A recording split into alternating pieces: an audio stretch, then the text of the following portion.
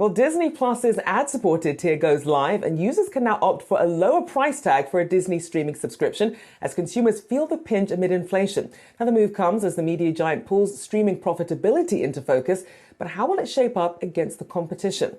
We're here to discuss. We have Geetha Ranganathan, Bloomberg Intelligence Senior Media Analyst. Good to see you, Geetha. So with the introduction of this new tier, what do you think this means in terms of the competition and in terms of the price range as well?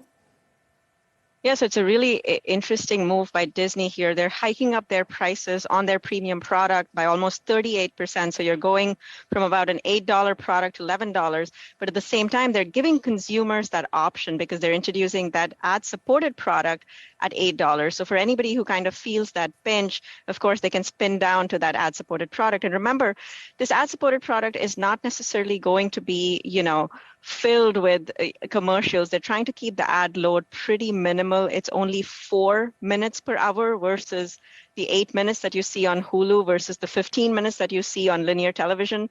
So they're kind of trying to do it in as as smooth a way as possible, keeping it very, very less intrusive and less disruptive to the viewing experience. Geetha, 2 questions. I mean, how many users are likely to switch over or downgrade to the ad-supported tier? And to what extent is this going to drive additional revenue for Disney? Yeah, so right now we have about, 165 million subscribers on the Disney Plus product. We think, at least in the United States, anywhere from about 20 to 30% of the U.S. subscriber base could look to kind of go down, spin down or trade down to the ad-supported product.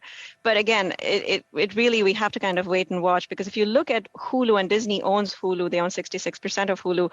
Hulu, actually, if you look at their profile of subscribers, almost 70 to 75% of Hulu's subscriber base is on the ad-supported version. So it's been a huge hit. Ads have been a huge hit with Hulu.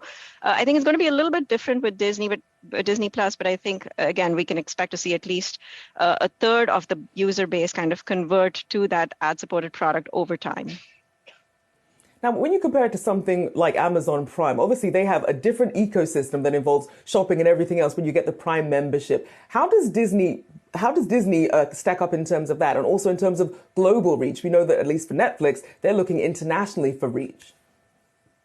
Yeah, so Disney also has an international product. And remember, again, with Disney, you brought up Amazon Prime, which is a really, really great example. And remember, Disney just a few months ago was kind of looking to introduce a product very similar to Amazon Prime and call it Disney Prime, where they would kind of have this membership, not just to their streaming product, but also to kind of merchandise, also entry into their theme park. So they are also kind of looking to build that ecosystem. We're not really sure where they're going to go with it right now, but arguably, I mean, they have the best content. They have the best streaming content in the industry. They have some great franchises. They have some great IP. So they know that, subscribers are going to come. And if you just look at some of the numbers that Disney has posted ever since they launched their product about, 3 years ago, I mean, this is a company that has added about 45 million subscribers year after year on their Disney Plus product. So just some staggering growth there, and expected to grow even further, with this new ad-supported tier. In terms of how much revenue they can generate, I think it's going to be a little bit of an early,